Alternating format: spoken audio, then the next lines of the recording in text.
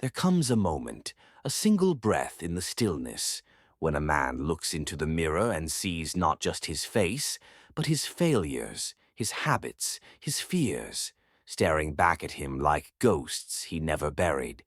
And in that silence he must decide, will he be ruled by the world, or will he rise to rule himself? Because until you master you, you will always be a servant to distraction, a slave to doubt, a prisoner to comfort.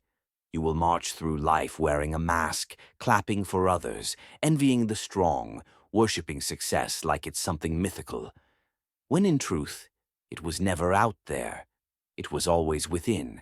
This is not about motivation. Motivation fades. This is about domination. The quiet, disciplined, unshakable conquest of self. It is not sexy. It is not loud. It is not applauded. But it is power, the only real power. The power of a man who no longer waits to be saved, because he has forged himself into the Savior. Self-mastery is not some ancient philosophy. It is the requirement for every modern soul who dares to climb above mediocrity. Every legend you admire, every titan who left a mark, they had one thing in common. They mastered the battlefield inside long before they conquered anything outside. Think of Lincoln, battling depression in the dead of night, wrestling with loneliness while holding the Union together with his bare hands. He didn't lead from comfort, he led from inner command. Think of Edison, 10,000 failures before the light came on, a man whose mind burned brighter than any bulb. He failed more than most even begin, because he refused to let failure define his identity. And Carnegie, the Steel King, orphaned by poverty, hardened by struggle.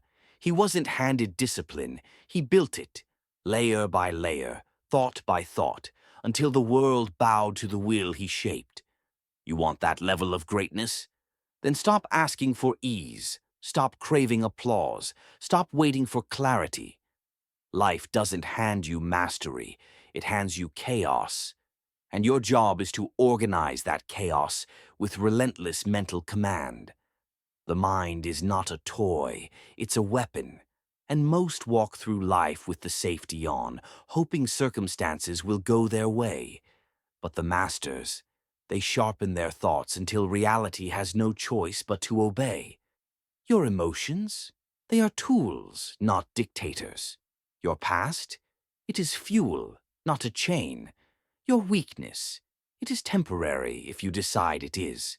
And your story, the one you've been telling yourself, about why you can't, why you won't, why you're not ready, burn it. Set it on fire. Because until you destroy the lie, the truth will never rise. You were not born to live soft. You were not born to float through life on autopilot, distracted by entertainment, numbed by convenience. You were born with the raw material of greatness. But it's buried beneath years of laziness, excuses and fear, dressed up as logic. Clarity begins with one decision, that you will no longer negotiate with your lower self. The part of you that wants to sleep in, slack off, skip steps. The part of you that's addicted to comfort. You kill that version, or it kills your potential. You don't rise by chance. You rise by choice. And choice requires vision.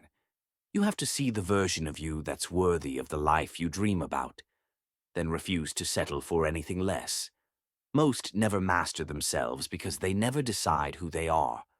They drift, they mimic, they scroll and compare and follow.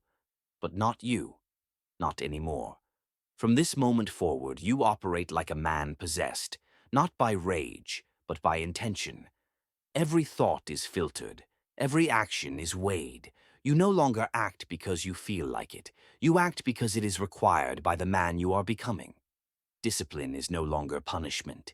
It's your path to freedom. When you command your mind, your time, your actions, everything opens.